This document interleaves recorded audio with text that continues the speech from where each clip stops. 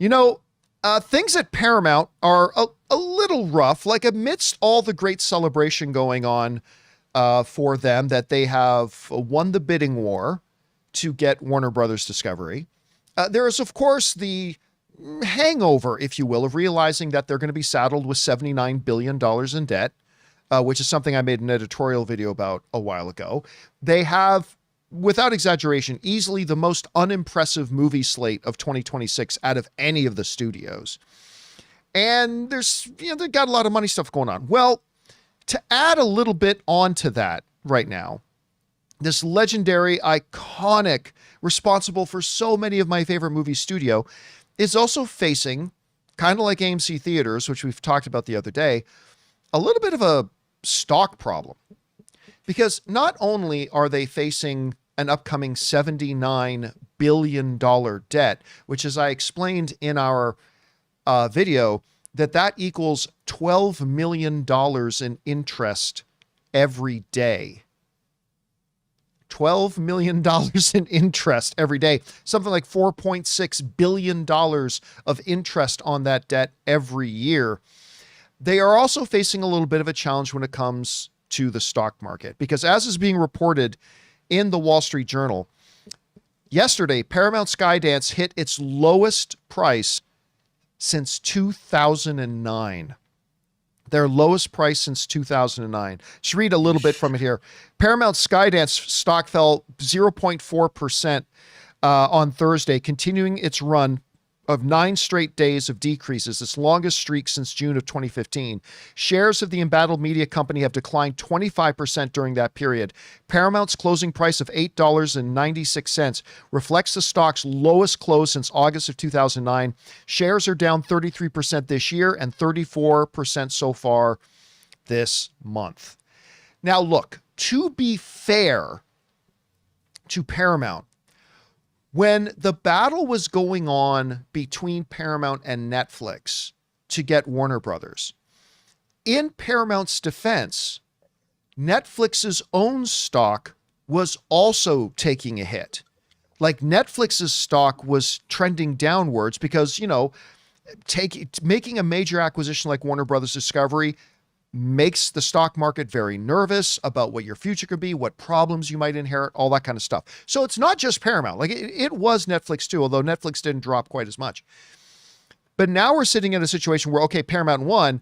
And as soon as Netflix said, oh, we're not paying as much, Paramount wants to offer what? $110 billion? Yeah, it's not worth it. So as soon as Netflix got out, Netflix's stock did this.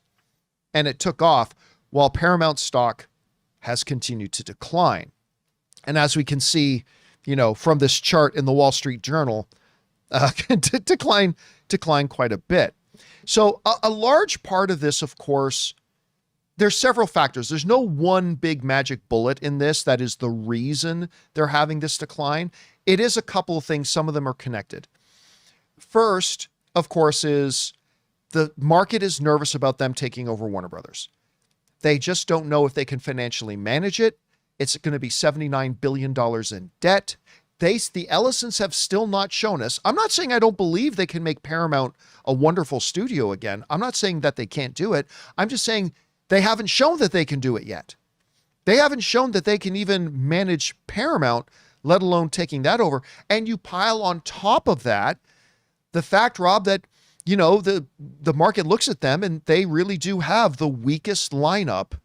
I mean, yay, we got Jackass 4 coming this year, and that's kind of their crown jewel, while other people are putting out, a Toy Story movie, Super Mario Brothers, another Hunger Games, a Spider-Man movie, Dune 3, Avenger. But guys, we've got Jackass 4. So it's, and on top of that, a little bit of a blanket thing that the overall stock market itself has been struggling. You and I were talking about that off screen before we started the show today. So like all those factors combined has the market not having a lot of confidence in them right now. That doesn't mean they can't turn it around. It doesn't mean they won't turn it around. It's just pointing out that when you got a major studio like this, Rob, that hits its 9-year low and has been like month after month just in declines, it is a little bit concerning. When you look at this situation, what do you attribute it most to? And what does Paramount need to do to turn this thing around, do you think? Well, they shut down CBS Radio today, and or I don't know if they announced they're shutting it down, and that's been on. CBS Radio has existed for 100 years, and I grew up listening to the CBS Radio Mystery Theater every night. That's where I developed a love of audio dramas, which made Nice. me want to make true noir. And E.G. Marshall hosted it, and there was lots of well-known actors that would star in it. And sometimes it would really freak me out, but I love that. And they've gotten rid of that, and they're trying to see. The thing is, to me, I think that they just have larger ambitions. I mean, Larry Ellison wants to control news. I mean, Barry Weiss, he put in her from the Free Press to control CBS News, and there's all kinds of other things going on there. And I don't think they're in a particularly strong position to move in and take over a studio that's doing way better than they are. And it's sort of weird to see this kind of thing happen. But I don't know, with what's going on overseas and how the markets are now sort of destabilized, and where we don't know what's going to happen with oil, but our economy is on the precipice of some not great things possibly happening. So who knows if they can even afford it. So we're going to see how that goes. I mean, what would I attribute? Paramount, again, these companies have to focus on their core business. And their core business is making entertainment or providing news to the public or this kind of thing. And I think they have to make a decision and do what they do best. I mean, that's what everybody expects from them. That's what their investors expect from them. And when Paramount seems like they're going after Warner Brothers, to me, that seems like a big distraction that's only going to incur more debt. So, again, I am not any kind of a fiscal or financial guru. No, that's about the last thing I am. So it's hard for me to really talk about it in a learned fashion, but it just seems to me like I think it's probably about the worst time in the world for them to be trying to acquire Warner Brothers. Like you've said, let's see Paramount do Paramount for a while. Make that work. Yeah, that's always been the biggest thing to me about this, is that, okay, like, you made a move and you got Paramount. Cool. Okay, this could be interesting. I think, David Ellison is a guy who truly loves film. I think he's got some neat vision for it, maybe, although that we haven't seen any of it come into play yet. I really want to see him be able to do that first. When I was at AMC Theaters, they had a philosophy about how they approach things. They're not the ones who made it up, but it's one they adopted. And that philosophy was called crawl, walk, run. And basically everything that AMC would do, it's like, let's start slow. They would always go slow. Sometimes that frustrated me, but it was a philosophy that served them well. We crawl, we make sure we can crawl. Then we get up when we walk, we make sure we can walk steady. And then we go full blown. Like, even with their AMC A-list, they were running out pilot programs and doing studies on it for like 5-10 years before they finally launched AMC A-list. Crawl, walk, run. Now, I'm not saying everybody has to have that philosophy. Not at all.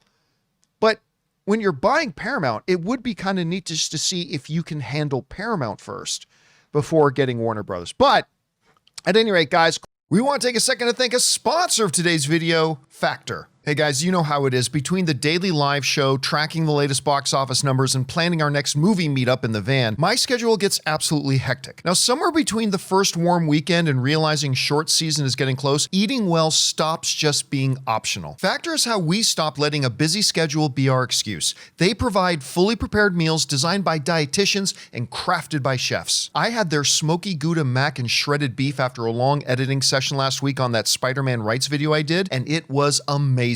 So whether you're looking for calorie smart options or the new Muscle Pro collection, which is perfect if you're getting back into a workout routine, they have 100 rotating weekly meals to keep things fresh. And the best part? They are always fresh, never frozen, and ready in just 2 minutes with zero prep and zero stress. I love it, and I think you will too. So head over to factormeals.com/Campea50off and use the code Campea50off to get 50% off and free breakfast for a year. Offer only valid for new Factor customers with code and qualifying auto-renewing subscription purchase. Make healthier eating easy with Factor.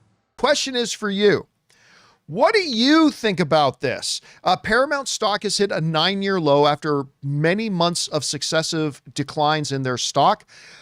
There's many different things to attribute that to. Part of it is just the stock market itself. Some of it is the fact that they don't have a great slate this year.